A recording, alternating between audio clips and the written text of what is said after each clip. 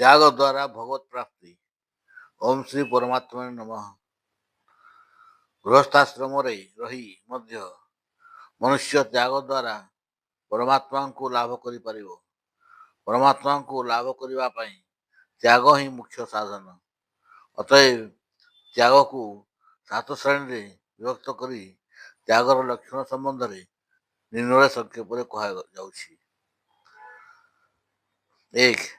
ସର୍ବଥା ନିଷିଦ୍ଧ କର୍ମ ତ୍ୟାଗ।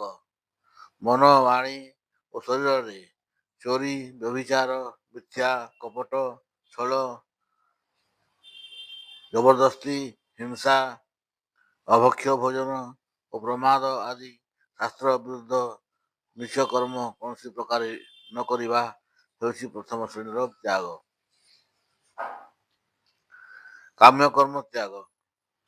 ସ୍ତ୍ରୀ, ପୁତ୍ର ଓ ଧନ ଆଦି ପ୍ରିୟ ବସ୍ତୁ ପାଇବା ଉଦ୍ଦେଶ୍ୟରେ ଏବଂ ରୋଗ ସଂକଟ ଆଦିର ନିବୃତ୍ତି ଉଦ୍ଦେଶ୍ୟରେ କରାଯାଉଥିବା ଯଜ୍ଞ, ଦାନ, ତପ ଓ ଉପାସନା ଆଦି ସକାମ କର୍ମ ନ କରିବା ହେଉଛି ଦ୍ୱିତୀୟ ଶ୍ରେଣୀର ତ୍ୟାଗ।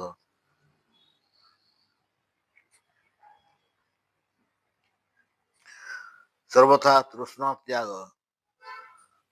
ପ୍ରାରବ୍ଧ ଅନୁସାରେ ପ୍ରାପ୍ତ ପ୍ରତିଷ୍ଠା ଏବଂ ସ୍ତ୍ରୀ, ପୁତ୍ର ଓ ଧନାଦି ଅନିତ୍ୟ ପଦାର୍ଥର ବୃଦ୍ଧି ଇଚ୍ଛାକୁ ଭଗବତ ପ୍ରାପ୍ତିରେ ମହାନ ବାଧକ ଜାଣି ତ୍ୟାଗ କରିବା ହେଉଛି ତୃତୀୟ ଶ୍ରେଣୀର ତ୍ୟାଗ। ସ୍ୱାର୍ଥ ପାଇଁ ଅନ୍ୟ ଦ୍ୱାରା ନିଜର ସେବା କରାଇବା ତ୍ୟାଗ।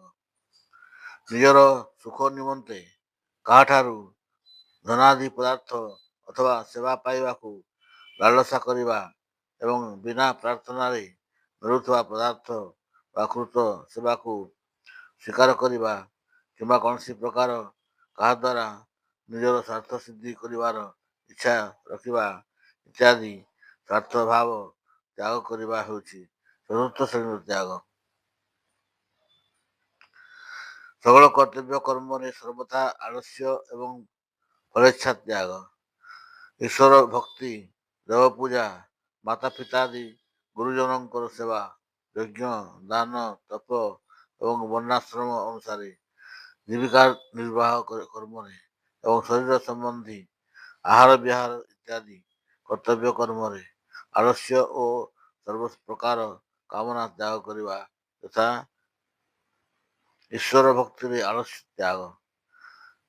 ଜୀବନର ପରମ କର୍ତ୍ତବ୍ୟ ମନେକରି ପରମ ଦୟାଳୁ, ସମସ୍ତଙ୍କର ସୁହୃଦ, ପରମ ପ୍ରେମୀ, ଅନ୍ତର୍ଯ୍ୟାମୀ ପରମେଶ୍ୱରଙ୍କ ଗୁଣ, ପ୍ରଭାବ ଓ ପ୍ରେମର ରହସ୍ୟମୟୀ କଥା ଶ୍ରବଣ, ମନନ ଓ ପାଠନ କରିବା ତଥା ଆଳସ୍ୟ ତ୍ୟାଗ କରି ତାଙ୍କର ପରମ ପବିତ୍ର ନାମ ଉତ୍ସାହପୂର୍ବକ ଧ୍ୟାନ ସହିତ ନିରନ୍ତର ଜପ କରିବା ଉଚିତ। ଈଶ୍ୱର ଭକ୍ତିରେ କାମନା ତ୍ୟାଗ।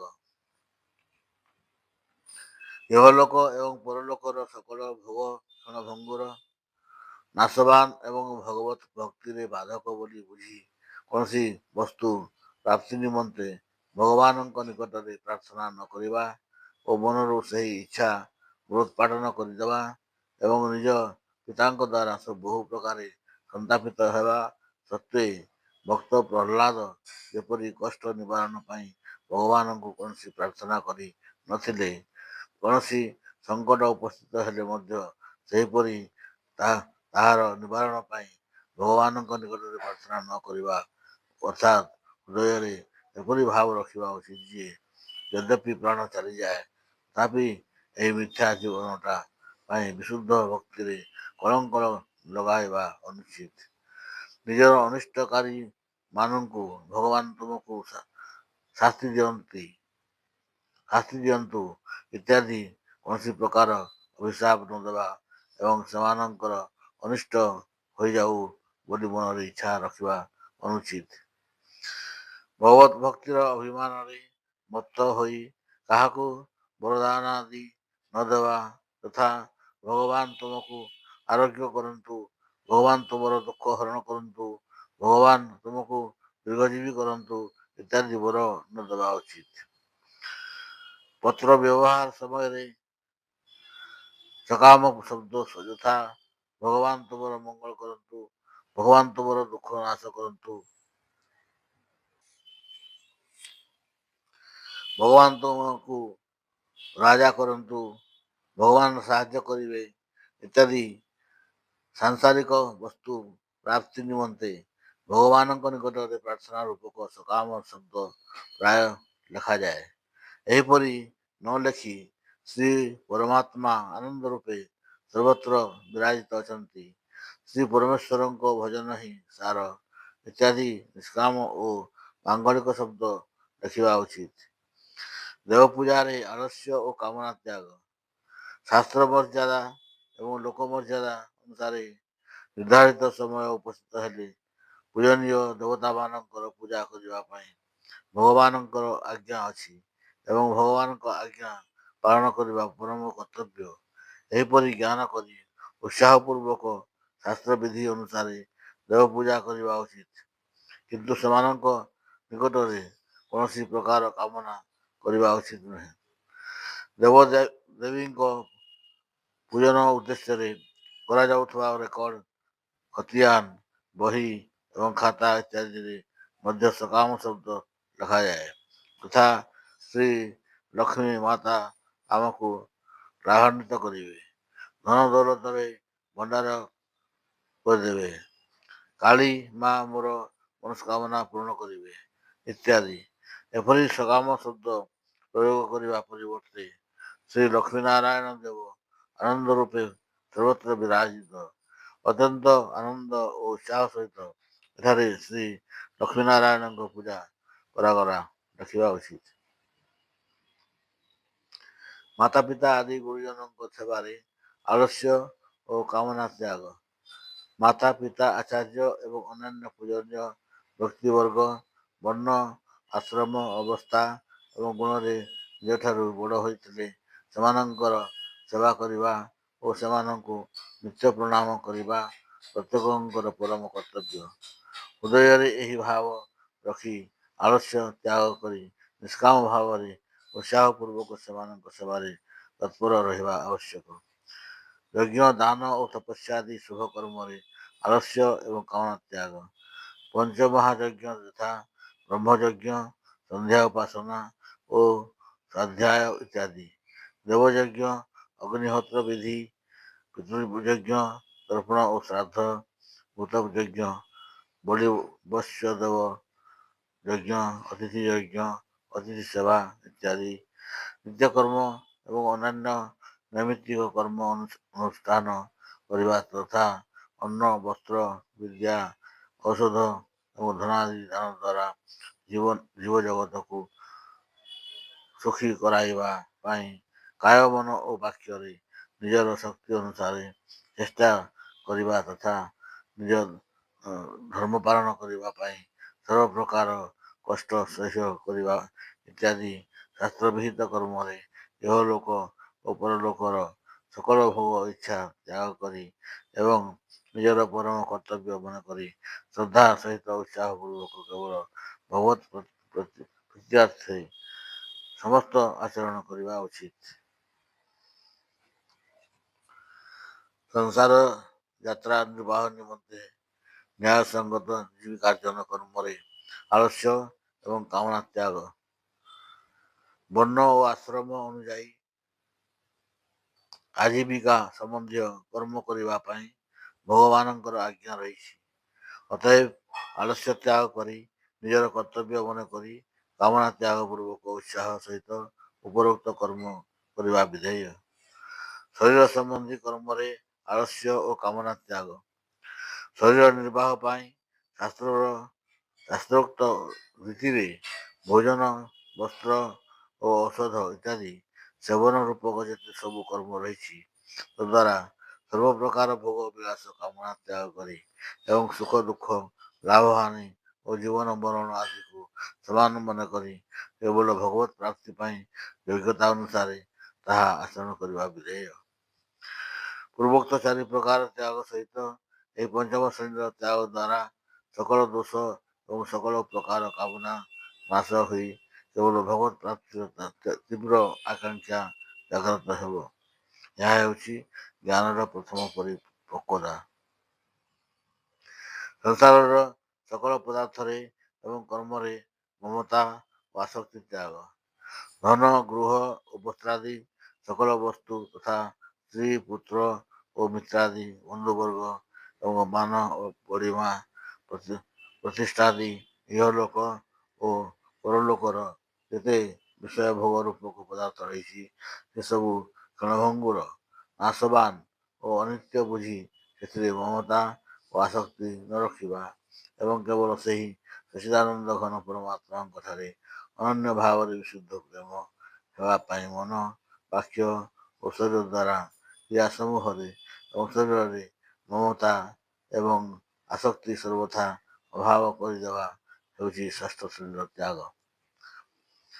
ଉକ୍ତ ଷଷ୍ଠ ଶ୍ରେଣୀର ତ୍ୟାଗୀ ପୁରୁଷଙ୍କ ହୃଦୟରେ ଯାବତୀୟ ସାଂସାରିକ ପଦାର୍ଥ ପ୍ରତି ବୈରାଗ୍ୟ ଉଦୟ ହୋଇ କେବଳ ଏକ ପରମ ପ୍ରେମମୟ ଭଗବାନଙ୍କ ଚରଣରେ ହିଁ ପ୍ରେମ ଜାତ ହୋଇଯାଏ। ଏଣୁ ଭଗବାନଙ୍କର ଗୁଣ ପ୍ରଭାବ ଏବଂ ରହସ୍ୟପୂର୍ଣ୍ଣ ବିଶୁଦ୍ଧ ଭକ୍ତି ବିଷୟକ କଥା ଶୁଣିବା ଏବଂ ଶୁଣାଇବା ତଥା ମନନ କରିବା ଏବଂ ନିର୍ଜନ ସ୍ଥାନରେ ରହି ନିରନ୍ତର ଭଗବାନଙ୍କର ଭଜନ, ଧ୍ୟାନ ଓ ଶାସ୍ତ୍ରର ମର୍ମ ବିଚାର କରିବା ହିଁ ସେମାନଙ୍କୁ ଭଲ ଲାଗେ। ବିଷୟାସକ୍ତ ମନୁଷ୍ୟଙ୍କ ସହିତ ହାସ୍ୟ, ବିଳାସ, ପ୍ରମାଦ, ନିନ୍ଦା, ବିଷୟ ଭୋଗ ଏବଂ ବ୍ୟର୍ଥ ବାର୍ତ୍ତାରେ ନିଜର ଅମୂଲ୍ୟ ସମୟରୁ କ୍ଷଣେ ମାତ୍ର ବ୍ୟୟ କରିବା ସେମାନଙ୍କୁ ଭଲ ଲାଗେ ନାହିଁ ଏବଂ ସେମାନଙ୍କ ଦ୍ୱାରା ସକଳ କର୍ତ୍ତବ୍ୟ କର୍ମ ହେବା ସମୟରେ ଭଗବାନଙ୍କର ରୂପ ଏବଂ ନାମ ଚିନ୍ତନ ହୁଏ ଓ ସମସ୍ତ କର୍ମ ଆସକ୍ତି ରହିତ ହୋଇ କେବଳ ଭଗବତ୍ ପ୍ରୀତ୍ୟାର୍ଥେ ହୁଏ। ଏହିଭଳି ସକଳ ପଦାର୍ଥରେ ଏବଂ କର୍ମରେ ମମତା ଓ ଆସକ୍ତି ତ୍ୟାଗ ହୋଇ କେବଳ ସଚ୍ଚିଦାନନ୍ଦ ପରମାତ୍ମାଙ୍କ ଠାରେ ବିଶୁଦ୍ଧ ପ୍ରେମ ଜନ୍ମିବା ହିଁ ଜ୍ଞାନର ଦ୍ୱିତୀୟ ଭୂମିକାରେ ପରିପକ୍ୱତା।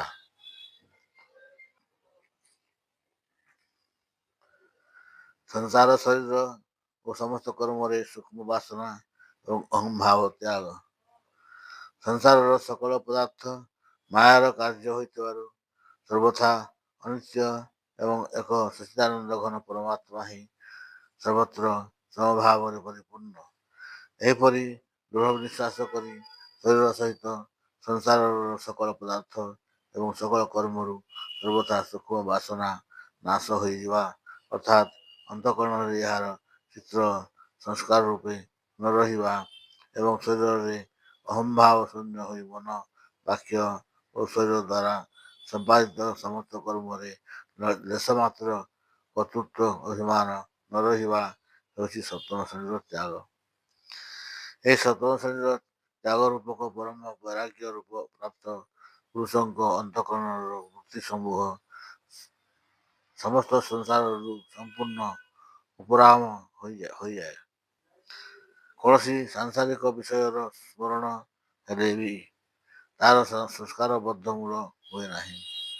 ତେଣୁ ତାଙ୍କର ଅନ୍ତଃକରଣରେ ସମସ୍ତ ଦୁର୍ଗୁଣ ଅଭାବ ହୋଇ ଅହିଂସା, ସତ୍ୟ, ଅସ୍ତେୟ, ବ୍ରହ୍ମଚର୍ଯ୍ୟ, ଅପୈଶୂନ୍ୟତା, ଅମାନିତ୍ୱ, ନିଷ୍କପଟତା, ଶୌଚ, ସନ୍ତୋଷ, ତିତିକ୍ଷା, ସତ୍ସଙ୍ଗ, ସେବା, ଯଜ୍ଞ, ଦାନ, ତପ, ସ୍ୱାଧ୍ୟାୟ, ଶମ, ଦମ, ବିନୟ, ଆର୍ଜବ, ଦୟା, ଶ୍ରଦ୍ଧା, ବିବେକ, ବୈରାଗ୍ୟ, ନିର୍ଜନ ବାସ, ଅପରିଗ୍ରହ, ସମାଧାନ, ଉପରାମ, ତେଜ, କ୍ଷମା, ଧୈର୍ଯ୍ୟ, ଅଦ୍ରୋହ, ଅଭୟ, ନିରହଙ୍କାର, ଶାନ୍ତି ଏବଂ ଈଶ୍ୱରଙ୍କ ଚରଣରେ ଅନନ୍ୟ ଭକ୍ତି ଇତ୍ୟାଦି ସଦ୍ଗୁଣ ସ୍ୱତଃ ଆବିର୍ଭାବ ହୋଇଥାଏ। ଏହିପରି ଶରୀର ସହିତ ସକଳ ପଦାର୍ଥ ଓ କର୍ମରେ ବାସନା ଓ ଅହଂଭାବ ଶୂନ୍ୟ ହୋଇ ଏକ ସଚ୍ଚିଦାନନ୍ଦ ଘନ ପରମାତ୍ମାଙ୍କ ସ୍ୱରୂପରେ ଅଙ୍ଗାଙ୍ଗୀ ଭାବେ ନିତ୍ୟ ନିରନ୍ତର ଦୃଢ଼ ସ୍ଥିତି ହେବା ହିଁ ଜ୍ଞାନର ତୃତୀୟ ଭୂମିକାରେ ପରିପକ୍ୱ ଅବସ୍ଥା ଆସିବା। ଉପରୋକ୍ତ ଗୁଣଗୁଡ଼ିକ ମଧ୍ୟରୁ କେତେକ ପ୍ରଥମ ଓ ଦ୍ୱିତୀୟ ଭୂମିକାରେ ପ୍ରାପ୍ତ ହୋଇଯାଏ, କିନ୍ତୁ ସମସ୍ତ ଗୁଣ ପ୍ରାୟ ତୃତୀୟ ଭୂମିକାରେ ହିଁ ଆବିର୍ଭାବ ହୋଇଥାଏ। କାରଣ ଏହି ଗୁଣସମୂହ ଭଗବତ୍ ପ୍ରାପ୍ତିର ଅତି ସମାପରେ ଉପସ୍ଥିତ ପୁରୁଷମାନଙ୍କର ଲକ୍ଷଣ ଏବଂ ଭଗବତ ସ୍ୱରୂପକୁ ଜ୍ଞାନ କରାଇବାର ହେତୁ ଅଟନ୍ତି। ସୁତରାଂ ଭଗବାନ ଶ୍ରୀକୃଷ୍ଣ ପ୍ରାୟତଃ ଏହି ଗୁଣସମୂହକୁ ଶ୍ରୀରାମ ଭଗବତ ଗୀତାର 1300 ଅଧ୍ୟାୟରେ ଜ୍ଞାନ ନାମରେ କହିଛନ୍ତି ଏବଂ 16 ଅଧ୍ୟାୟରେ ଦେବୀ ସମ୍ପତ୍ତି ନାମରେ କହିଛନ୍ତି। ଏହି ସକଳ ଗୁଣକୁ ଶାସ୍ତ୍ରକାରଗଣ ସାମାନ୍ୟ ଧର୍ମ ନାମରେ ସ୍ୱୀକାର କରିଛନ୍ତି। ତେଣୁ ଜାତି ଧର୍ମ ଲିଙ୍ଗ ଓ ନିର୍ବିଶେଷରେ ପ୍ରତ୍ୟେକ ମନୁଷ୍ୟ ଏହାର ଅଧିକାରୀ। ଏହି ସଦ୍ଗୁଣକୁ ନିଜ ଅନ୍ତଃକରଣରେ ଧାରଣା କରିବା ନିମନ୍ତେ ଭଗବାନଙ୍କ ଚରଣାରବିନ୍ଦରେ ଶରଣାପନ୍ନ ହେବା ନିମନ୍ତେ ବିଶେଷ ପ୍ରୟତ୍ନ କରିବା ଆବଶ୍ୟକ। ହରି ବୋଲ।